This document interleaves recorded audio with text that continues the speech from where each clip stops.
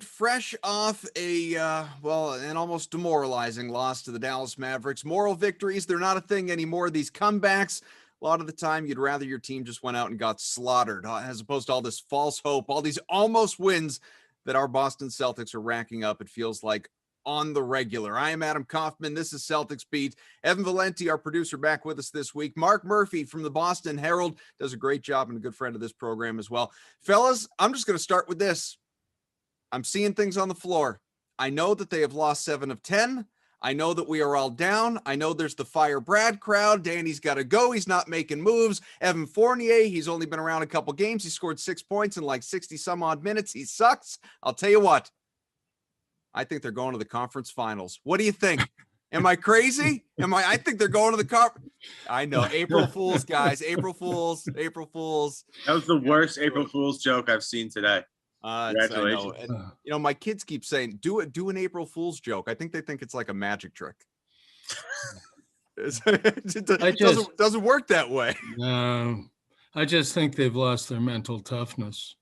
This whole thing, Luka, as he did the last time they played, just buries a 35-footer and they just bow their heads and that's it. They don't play defense the rest of the way, or when they do, they just get discouraged. I think Stevens hit it on the head last night. These guys just are not responding to adversity.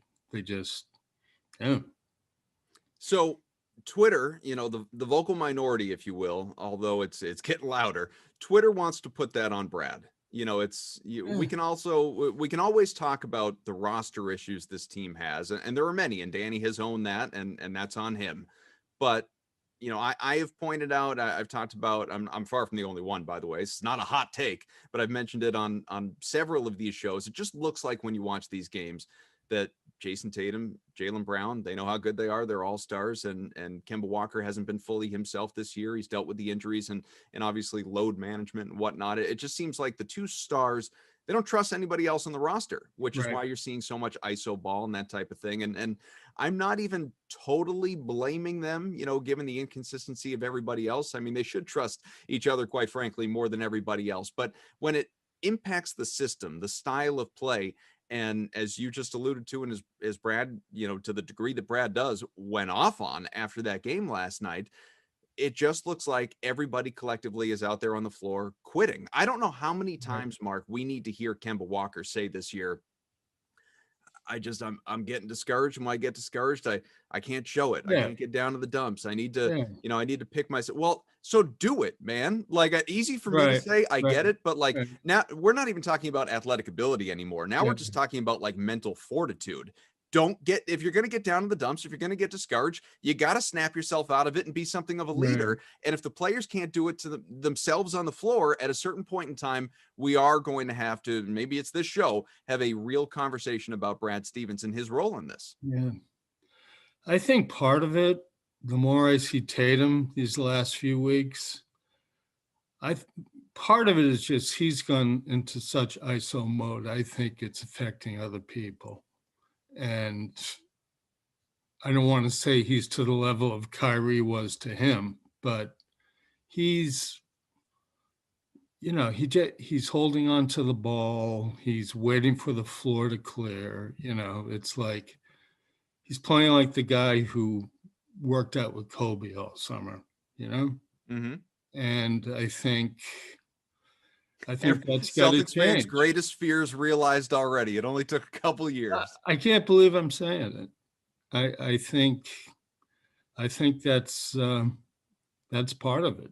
He's got to get back into moving the ball. I think Jaylen has been more straight ahead. I think Jaylen is actually trying to do the right things. And he's certainly been their most consistent when he's out there quarter to quarter.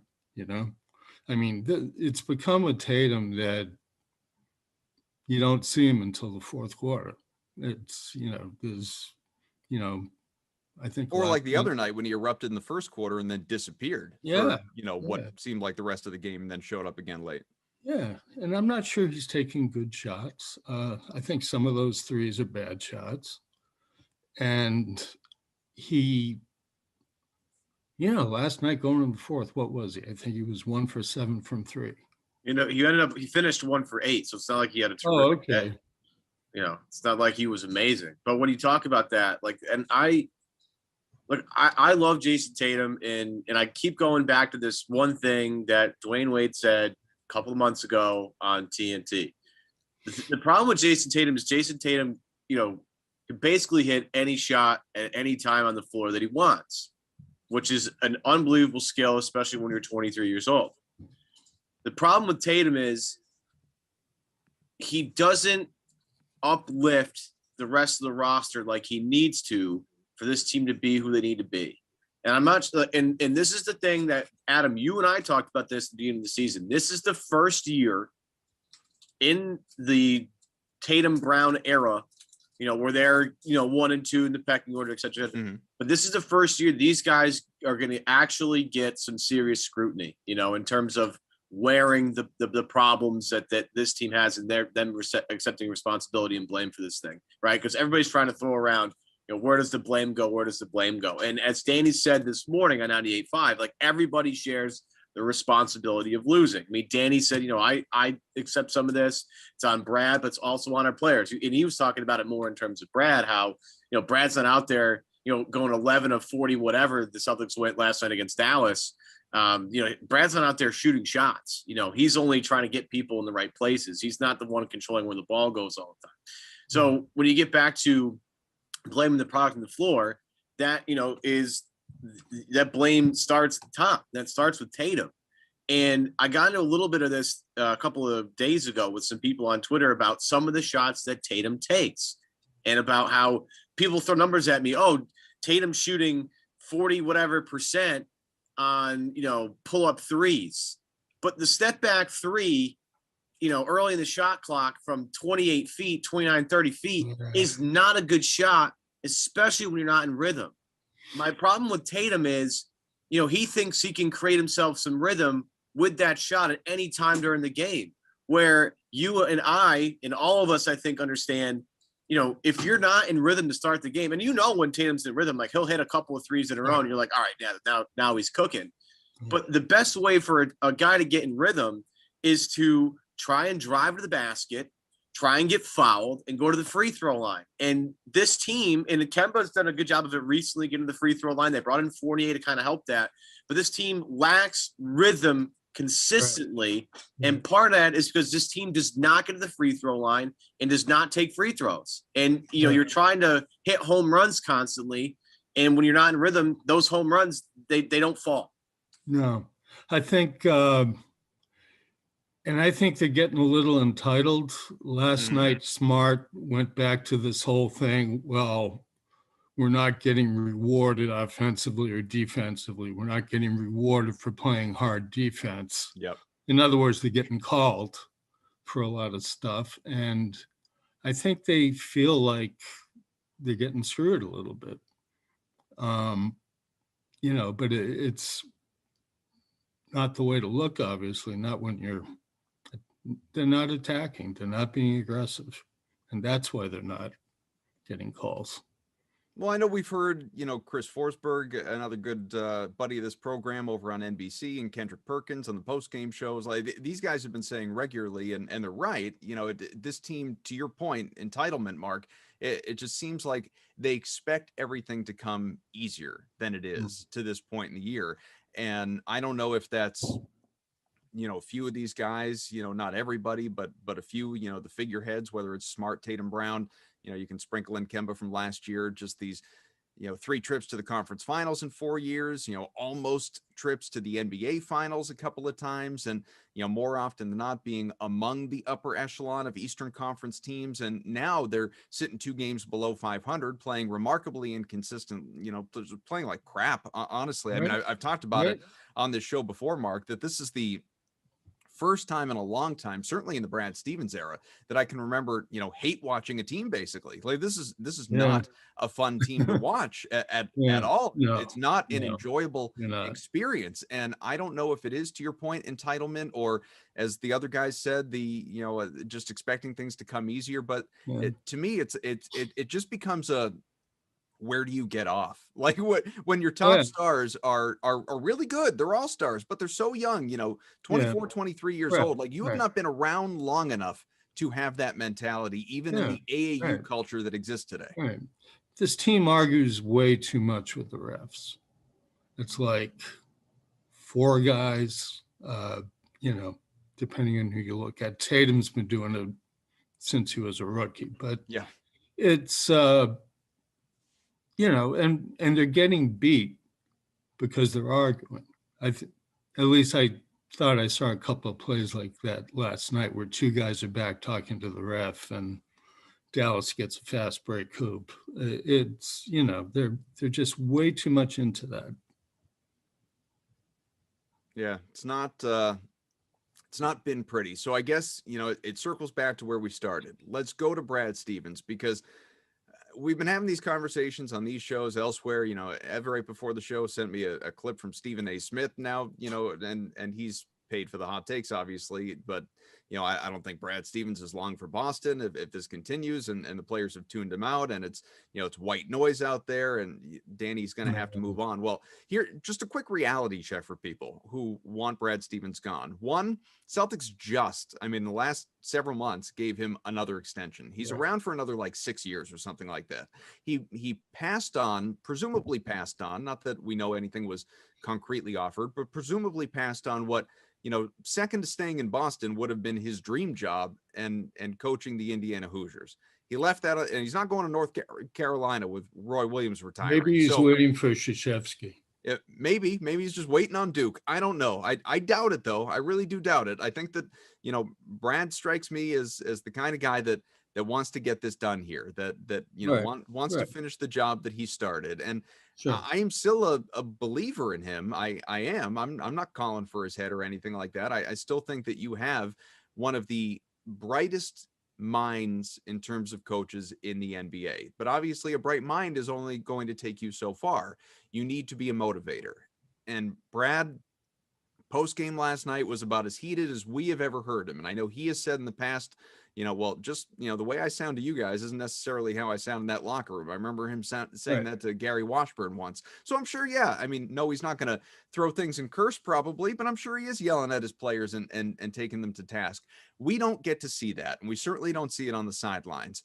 Is there, in your estimation, a motivational issue stemming from Brad on down? Is there something that is just not clicking from the coaching staff, absent, that Walter McCarty kind of caliber? I know they added Evan Turner, but they don't have that sort of hard-nosed veteran guy that like a Perk, guy that you're scared of on the coaching staff, that is really gonna rein these guys in, who, unlike Brad, has been through the ropes. I know Brad's been coaching a long time, but he hasn't been an NBA player through those rigors. So is there something missing here that needs to be addressed to get these guys in line?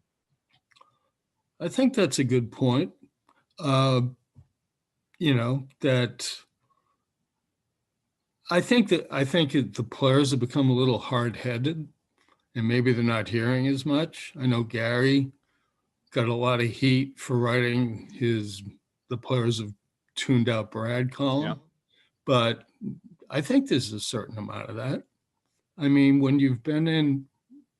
all you know is going to the conference finals, maybe you get to a point where you don't hear people as much. You've been there. You think you've been there. And so I think part of that really falls on the players, but I think there is a disconnect right now. Absolutely. Part of it, I think, is everything that we just talked about. But what about, I'll have friends text me, Mark, regularly during these games, like last night, where they just fall down by 1 billion and then claw their way back and fall just short. These almost wins that people are having a field day tweeting about. And like I said off the top, it's just so much easier when your team just gets crushed rather than giving you that false hope. it feels like they're a lot of the time, and maybe it's player execution, but who else can you blame but the players? They're the ones with the ball. When you look to the coaching staff, though, and Brad in particular as the leader of the group, does it look like they're absent a plan out there a lot of the time to you? If Brad can't get them to defend, and offensively, all the ISO ball that we were talking about, and they're not moving it, and it just seems like they don't trust each other, and they're not really running plays. They're just kind of firing up threes, not going to the hole, not going to the free throw line like Evan was talking about. I mean, now we're getting into the system. Now it's not even a motivational issue. It's not a mental issue. Now it's a game planning issue. Is there something wrong with the game planning that you're seeing this season? Yeah, he keeps saying he's going back to ball movement. He keeps saying that he's getting more cutting into the offense, and it just doesn't happen. They'll play one great game like that, and then it disappears again. And all of a sudden you see ISO ball. So not sticking to that, I think part of that is obviously going to be on the coach. That's, it's, you call a timeout if you see that, you guys are suddenly in an icicle, and you snap him out of it. He doesn't do enough of that. Yeah, he's always been criticized for that, like taking way too long to take timeouts and letting runs kind of build and fester, and not trying to use the timeout to stop the momentum of the other team. But like the problem is, you call the timeout anyway, it's too late, and then you get some bungled play and like normally like the ATO stuff was normally the bread and butter of the Celtics. Like call a timeout, you get a play running out of it, and all of a sudden, all right, you start feeling good about yourself. But and again, I don't have the stats in front of me. I'm sure people out there do. And if you happen to have the statistic, I'd love to see it. Like what the success rate of Celtics out of timeouts are this year. Because again, it doesn't feel, this group doesn't feel as connected. And that does fall back on Brad. And it you see it more, I think, on the defensive side of the ball, where this team just doesn't communicate nearly as well as they should. I've been noticing, and I know people are like, oh man, you're just talking about energy, but this team lacks energy. I mean, last night, off the top of the game, they don't have Rob Williams. I get that. But like, okay, you still have Tatum, Brown, Kemba, Fournier, Smart. Like, it's not like you're depleted.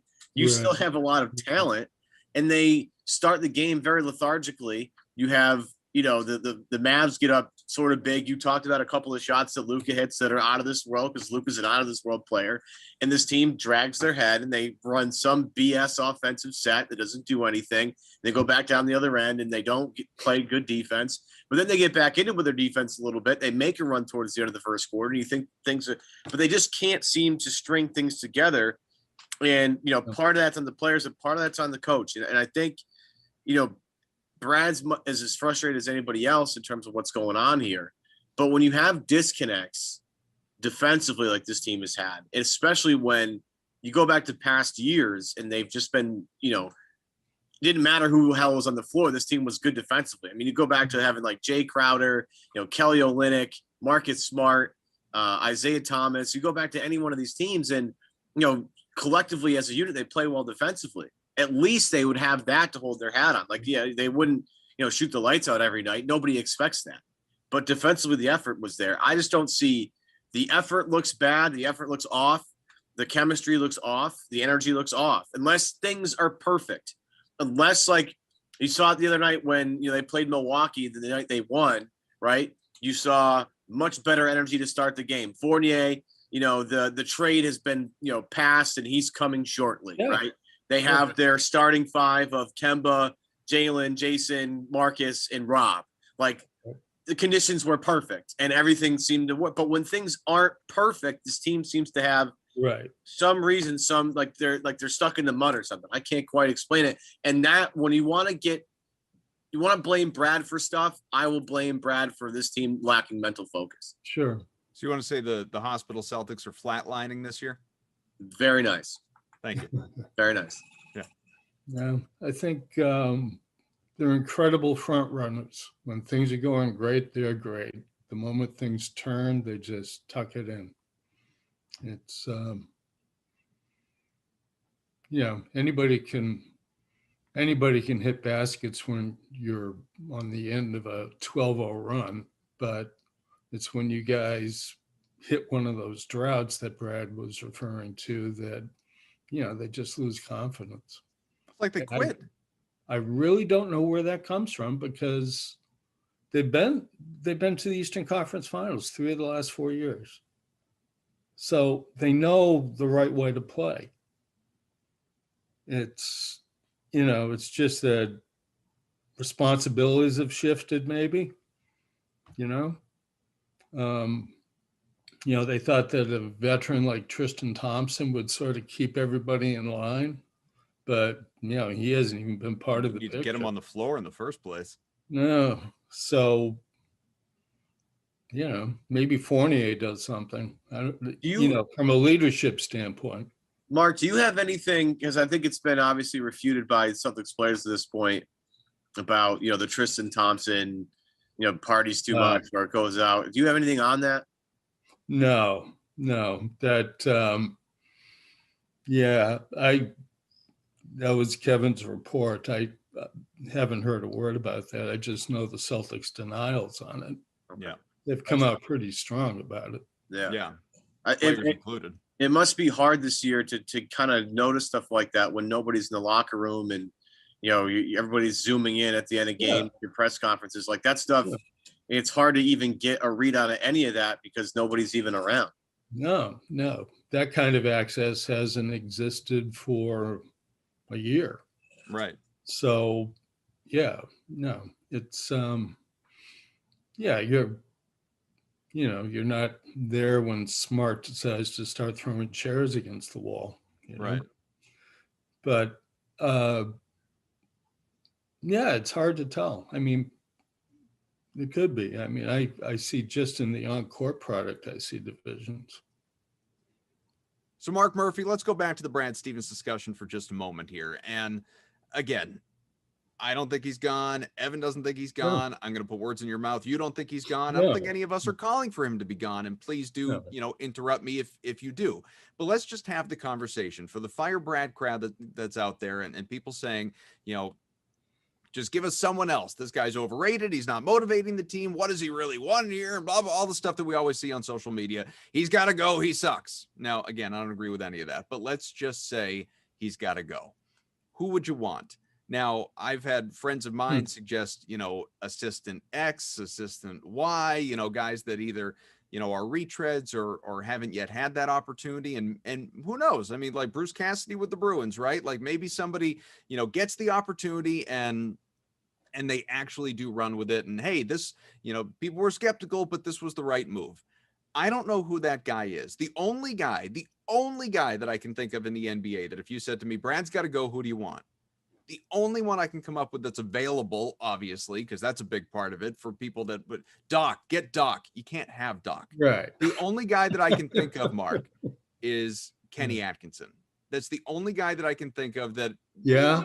He did some things with the Nets with, he did a lot with a little, as Brad did for so many years in Boston before he started to do a little with a lot. That's the only guy that I can think of. I would hesitate with him because he's a developmental guy. He, once the product matured, they get rid of him. I think you need a guy who can deal with the young stars. Mm-hmm. I'm not sure that was Kenny Atkinson's forte either. Sure. And the questions come up about how does Brad deal with stars? I mean, I know they all left for different reasons, but you've lost Kyrie, Gordon, and Horford. Yeah. And actually Terry Rozier. Sure. Although Horford would come back in a second if he could. Yeah. If he had been bought out, I wouldn't have been surprised. Yeah, agreed. But it's the evidence is that his high caliber players don't stick around. So I don't know if they're not buying in. Kyrie, I don't think Kyrie bought it. I mean, that's pretty Yeah. obvious. I mean, you could argue like Allen and, Al left for money, Hayward left for opportunity and certainly Right, money, right, but right. like But clearly Hayward didn't. Kyrie is the one that did not buy in. But Hayward did not think this system was for him. And this is his college coach. Did he not think the system was for him, or did he not think his place within the system? Well, yeah, his place within the system. Like he didn't want to be a fourth option. I don't blame him. I just think that, they really miss what he brought. Yeah. I think. That's what Fournier is supposed to be. They were better. I don't quite get this, but they were a better defensive team with Hayward on the floor. I get that. He's a good He's a defensive good player. defender. Yeah. Good two-way player. Yeah. Yeah. It's that wasn't his reputation coming in, I guess. But he's switchable though. See, that was the beauty of that team was they could switch defensively. And this team, they've always had a small point guard. So this whole notion, and Kemba, out of all the small point guards they've had, probably tries the hardest on defense. Yeah. So I'll say that. Yeah. They just don't have, they don't have a lot of Rob is their only, and they have no consistent size. I mean, with Tice gone now, especially, they have no rim deterrent at all whatsoever. And when Rob's in there, he is an obvious rim deterrent. I mean, I know he's only 6'8" or whatever, 6'9", but his wingspan, as people have noted, is just ginormous. And his ability to block shots and time them has been, it's been Miles Turner-esque in terms of percentages, right? So, they really lack when they go small. They have no interior presence at all whatsoever. Well, you saw last night, no Rob. 6 of Dallas's first 8 points were in the paint. They just immediately attacked, and without him, I mean, he's become so important in a short period of time. What's that? I said, poor Mo Wagner. Yeah, that's just not him. No, it's not what he is. Yeah, I mean, he's too busy planting his face on elbows. That was the most ridiculous call last night. It's the war on Tice all over again. It's just I don't know how many big guys got to get punched in the face, kicked in the face, elbowed in the face, right, before they get a foul call. But the best one, the Siakam kicking Daniel Tice in the face, still getting called for a foul is the most outrageous part of it. But Mo Wagner's not especially with Porzingis, right? Who's not the strongest 7-footer, but he can shoot over you. He gets bullied by Marcus Smart because Smart's got a better low center of gravity there. But again, they don't, like you said, 6 of the first 8 points in the paint. They have no rim deterrence. And so when you have a team, and maybe this is part of maybe this falls back on Danny. Again, this whole episode is about the blame game and who the hell can we throw all the blame at? Danny's part. Welcome to April. Yeah, right. Danny's part in this too of having a roster with no rim protection on it is something that we need to talk about. And I think people go back to the Miles Turner, Doug McDermott thing, right, and want to talk about that a lot. And Miles Turner is a great defensive player, no question, and it would definitely help right now. Yeah. But when you're getting beat to the rim constantly, that's an easy way for a team to get dejected. Right. You know what I mean, you talk about guys hanging their heads. You're down 8-0. And all in 68 points have been layups. I get that. So, you talk about schematics, you talk about roster construction, you talk about guys freelancing out there. It's all, and gets back to Danny's quote. It's all, this blame is all shared, and it's only convoluted or magnified, I should say, because of this absolutely ridiculously crazy season Boston's having in terms of injuries. It's April 1st, and they still haven't had the availability of every guy in their roster to play in a game. I mean, the Romeo stuff is hysterical. Every week you look, it's a new thing with Romeo. Tristan's out. Jaylen was out with a knee thing. Now Rob's out before the game. Tatum was scratched, a couple of games ago for ill. It's at some point I would like to just have a 3-game sample size of everybody on the roster playing at the same time. Yeah, you're asking too much. Can't have it. I know. I know there's a reason that they have Kemba on that knee program, but at what point do you break him out of that and just allow him to play? The playoffs. I mean, that's I think he needs a little rhythm before that. I don't disagree with you, but I think that's what their plan is. I think it's, we're not breaking the glass in case of emergency until the playoffs roll around. Yeah. But so just going back quick to like the Atkinson stuff and Stevens, let's just let's pretend for the sake of it that like we don't all love Brad and Brad's a great guy. Like Brad's a jerk. Let's just pretend Brad is he's a jerk. He's a terrible human being. You don't want to deal with him. Like he treats you the way Belichick treats the media. Get him gone. So removing any personal biases, right? Is there, because I always like to say, like, president of the fan club, he's a great life coach and all that stuff. Is there that guy? You said, you don't need a development guy. You need a guy who's going to be able to, work with younger, not just younger players, but veteran players. I mean, it's like, are we basically just boiling down to, because it ain't Mark Jackson? Are we talking about like pulling Jeff Van Gundy finally out of retirement? Like what are we talking? Is that guy out there, Mark? You're looking for some kind of a young star, a guy like a Lloyd Pierce, who, before he ran into trouble in Atlanta, and I don't think that was entirely his fault. Yeah. He was that young guy guru. When he was on the Sixers staff, he was everybody's favorite assistant coach. He was kind of a rising star. I think you need a guy like that. I don't know if that fits up here, but yeah. Those guys don't grow on trees though. And right. As much as you want to, I mean, this is an April Fool's joke, but Rick Pitino could come walking through that door again if he wanted to. And destroy the franchise for the second time. So are we all in agreement then? What's that? John Calipari, yeah. I covered Cal the year he jumped from UMass to the Nets, and that was like, you talk about a circus. That was just crazy. So then, and I zeroed this in on you, Mark, but are we all in agreement then that, I mean, like that guy, there's no guy out there that you would replace Brad Stevens with right now? If you could, if you were on a lame duck contract and removing all the money he's owed, is there a single guy out there you'd replace Brad with right now? No. And that's the thing for all you Brad haters. What do you want? Doc. Like, they want Doc. Bring Doc. in Doc. Right, Doc. Yeah, and I can't wait to watch another 3-1 lead. Like it's the answer to this problem is not a simple one. And you get rid of Danny. Okay, who's going to be the GM then? You're gonna have, what are you going to have? And I love Mike Zarin. Is Mike Zarin going to take over? Is that what we need to do, or do you need fresh blood in there? This is something we talked about with Gary Washburn. He was. There's got to be some fresh blood somewhere at some point. Has to come into this organization, have a decent amount, powerful voice to make some sort of change here. Does it come into the front office? Does it come to the coaching staff?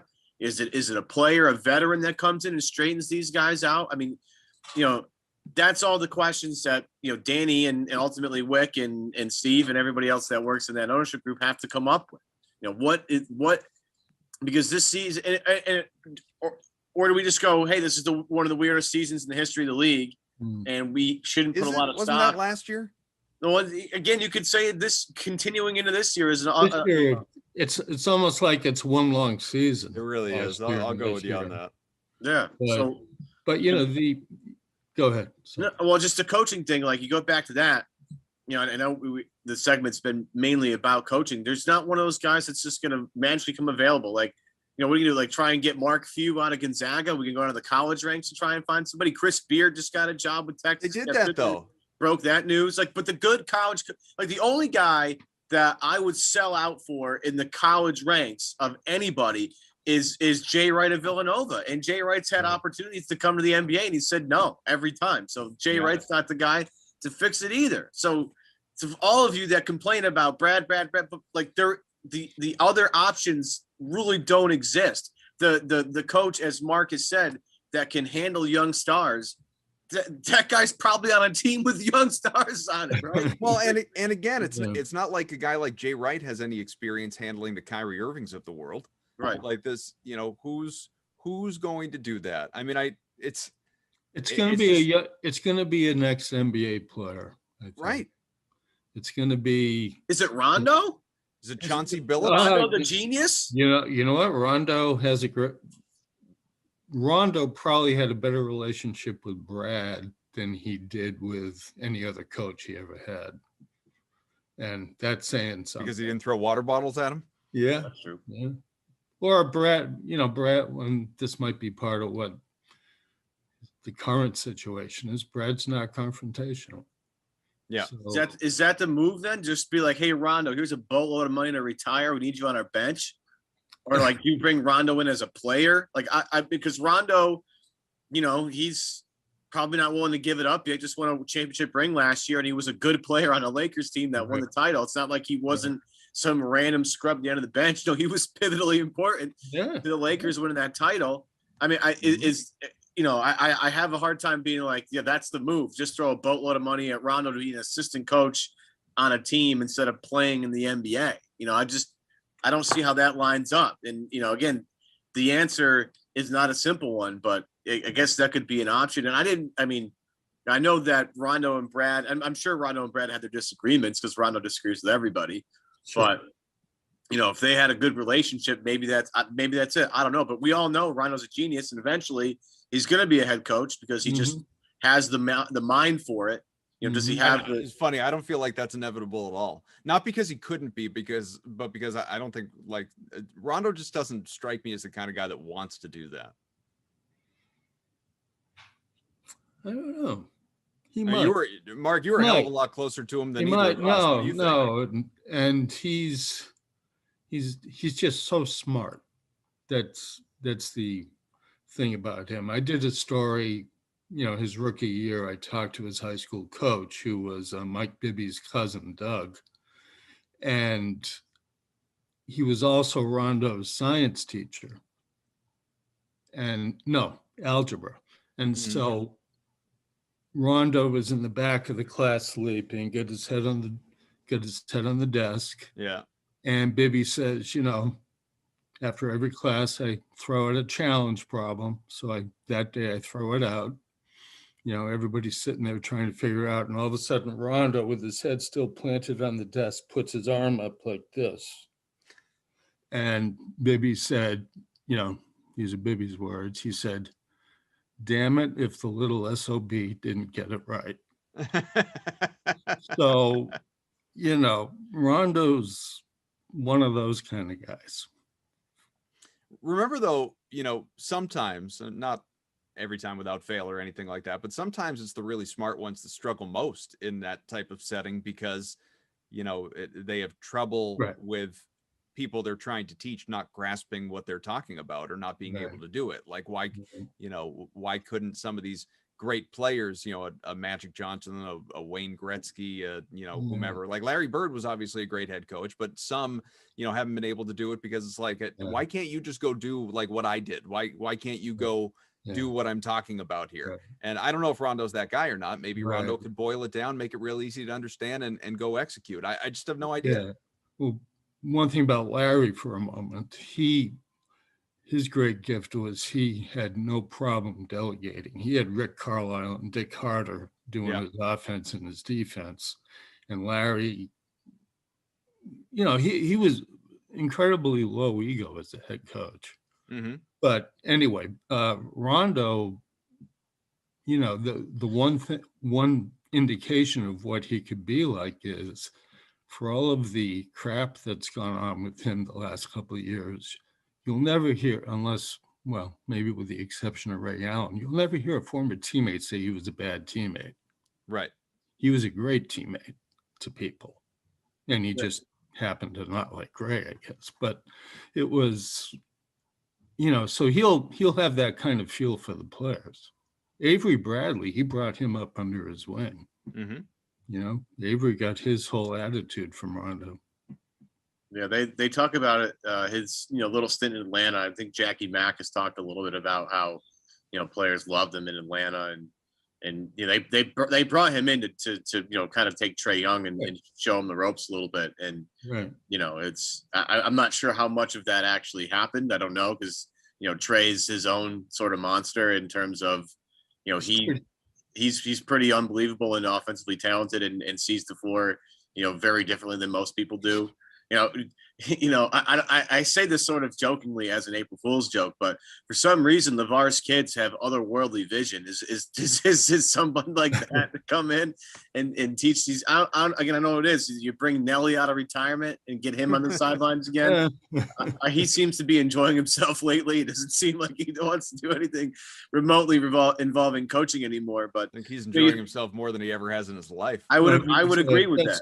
That's quite a business he has. He looks good, though. Is he living with Bill Walton yet? Hopefully. But he looks like he's more relaxed than he's ever been. I mean, he looks like, Yeah. Well, he looks like he's enjoying himself. By the end of his coaching career, he got to looking pretty unhealthy. Yeah. He looks, I get it. He hasn't looked better. I mean, I saw a picture of him, it resurfaced like a couple of months ago. And I was like, he looks better than he's looked, in a very, very, very long time. So good for him. But again, the coaching answer, just, we don't know. The most perplexing thing about this team is there's not a clear cut, they need this answer. They have a ton of talent.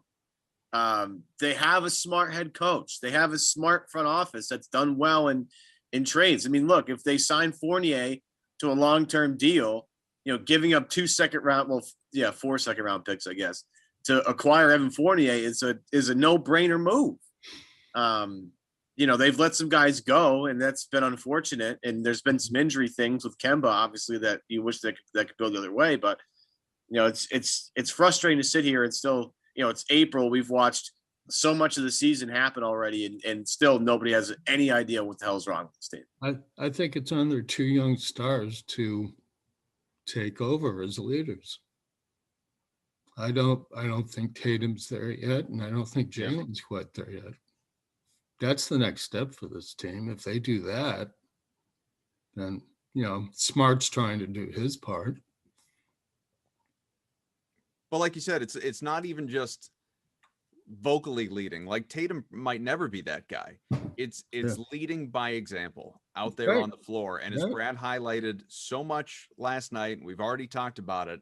It's this, I think, Evan, to your point, like what's missing from this team? I mean, the injuries or inconsistencies in terms of the roster itself and who's available, that's a problem. You'd love to see that little stretch where they're at least all together and see what this team looks like. And hopefully, cross your fingers, come the playoffs, we'll see something like that. That would be wonderful. But absent that, what's missing is it's not the talent. They're playing well below their talent level, well below their talent. There are many years under Brad, they've exceeded their talent level in terms of, what they've done. And, especially that Isaiah Thomas team that made the conference finals, that had no prayer of beating LeBron, but hell, they got there and they were fun to watch. They played above their heads. This team is playing so below water. It is almost impossible, quite frankly, for this team to be led by those 2 all-stars and some of the talent they've had around them, even Kemba, if you want to include him in that, because he gets you the 20 a game or right around there when he is available. They are sitting 2 games below 500 right now and just play down to their competition. And while we're at it, they play down to everybody else. What is missing from this team, as Brad talked about, is that shake it off factor. It is just that mental shake it off factor. Like, I mean, to boil it down to the absolute most simple terms, I will say to my 8-year-old all the time, because he's I'm not going to sit here and say he's going pro or whatever, but he's a nice little athlete for an 8-year-old. But his biggest problem is that he can't get out of his own way mentally. He'll be, I'll be pitching to him outside. He'll swing and miss at the first 3 pitches. And I know that he is cooked for the next 15 pitches I throw him because he can't shake it off. This team just, it gets into those lulls, those ruts, and it can't shake it off. And I don't know how you flip that switch. Yeah. And a part of that is, and everybody's guilty of this, including Marcus Smart, when the other team hits a big shot, you come down and you're just launching 2 seconds into the shot clock. It's, you don't hold your discipline after somebody hits a big shot. You just go for something wild. And I think they've all been guilty of that lately. Just kills ball movement. Yeah, I agree with that. I tried to explain it to some people about how they try and hit home runs when they don't need to. It's like, Right. there's no need for that shot. I mean, at the end of the game, like, okay, sure, you need a home run shot.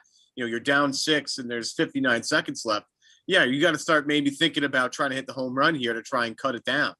But there's too many guys are trying to hit home runs. I mean, you got, Smart does it, Kemba does it, Jaylen does it, Jayson does it.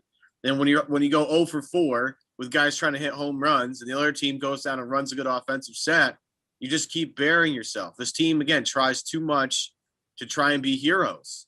When collectively, it takes a full 5-man unit to drag yourself back out of a 20-point deficit, which they found themselves in regularly lately. And they've climbed out of it only because they start playing a little bit harder as a team. They start picking guys up full court. They start trying to get into guys' airspace and stop worrying about fouling too much.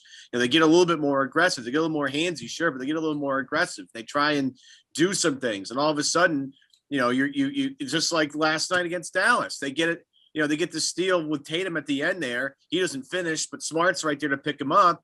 And, but that's too little too late. That stuff's got to happen much earlier. So I don't know. Again, maybe it's on Brad saying, hey, we're going to, maybe at some point when they're getting smoked in the second quarter, again, Dallas outscored them Wednesday night, 34-20 in the second quarter. Maybe at some point in the second quarter, you know what? And I see Pritchard do this. And that's why I love Pritchard so much. He just starts picking guys up full court.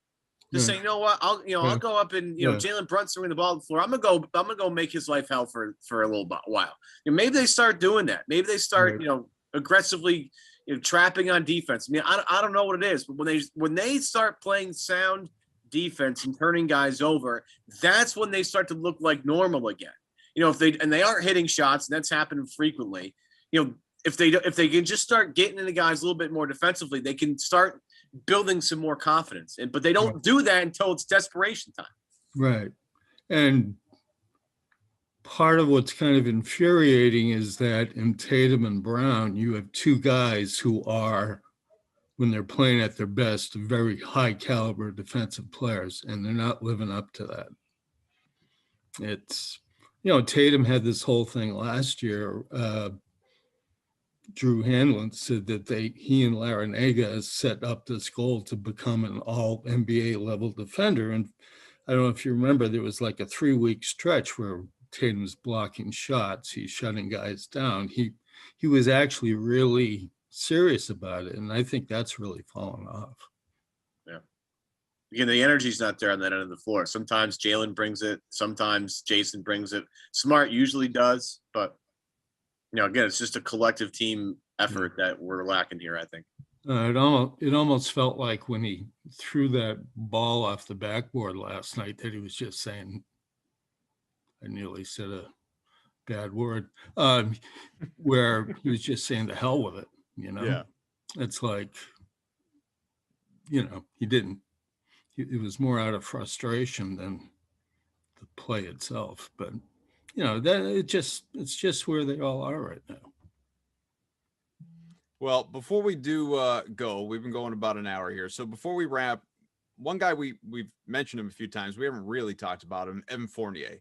Obviously, his first 2 games in a Boston uniform. The guy who was averaging 20 points a game when he came in for Orlando. In 64 minutes, he is 3 of 16, 0 for 7 from 3, has 6 total points, along with just some box score fillers, 5 rebounds and assists, 2 blocks, 3 steals, and a turnover and a handful of fouls if you just want to round out the whole damn thing. But at the moment, to the eye, he's, playing like the kind of experience you conjure up when you Google his last name. So when is this thing going to turn around? When are we going to see the Evan Fournier that Danny Ainge acquired? I don't think he fits in until the rest of the rotation gets back together. It's, he does show really good ball handling ability, and he does seem to be very patient. I mean, he was, last night I thought he was deferring a little bit, but he, people have to start sharing the ball again. I mean, maybe the rotation needs some kind of a tweak.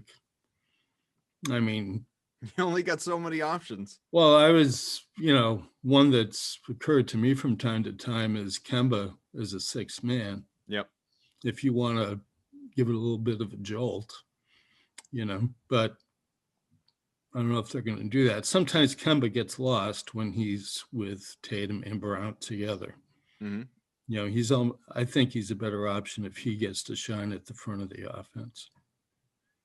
I mean, what the hell? Why not try it, right? Yeah. And what, like, Yeah. try it for a game. What's the harm? You're Right. gonna You lose? lose. Right. Yeah. Just give him license to go out there and get buckets. Right. Yeah. Instead of trying to fit in with everybody. Yeah, it's tough again with you're introducing 3 new guys because all 3 of them have played. You look at Mo Wagner's first game. I loved his first game because all he was doing was setting a million screens and just trying to get guys open as much as humanly possible, which I loved. Cornette comes in and he's just letting it fly, and I appreciate that. He offered you some rim protection. Yeah, he's got confidence, which I like. In the Fournier thing, the Fournier stuff, I see it too, which is like you watch him and he doesn't quite know exactly where to go yet, but you can see like if he gets comfortable, that's a real interesting player to have. And that's the problem. They don't have that, like, when Jaylen and Jayson are on the floor together, another ball mover and a guy that can, win off the, beat guys off the dribble, which they've desperately missed because all the other guys they've had in that spot, whether it be Neesmith, Shemi, Grant, you name them, those guys, you take 2 dribbles, then all of a sudden they have no clue what to do. So having another guy out there like that handle the basketball is good.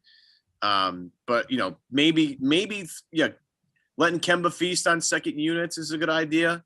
When there isn't elite rim protection in the game, he's starting to get to the free throw line a little bit more. He's starting to get to the bucket a little bit easier. He's trying to absorb some contact, doesn't always get the call, but he's at least trying a little bit. Maybe that's the idea.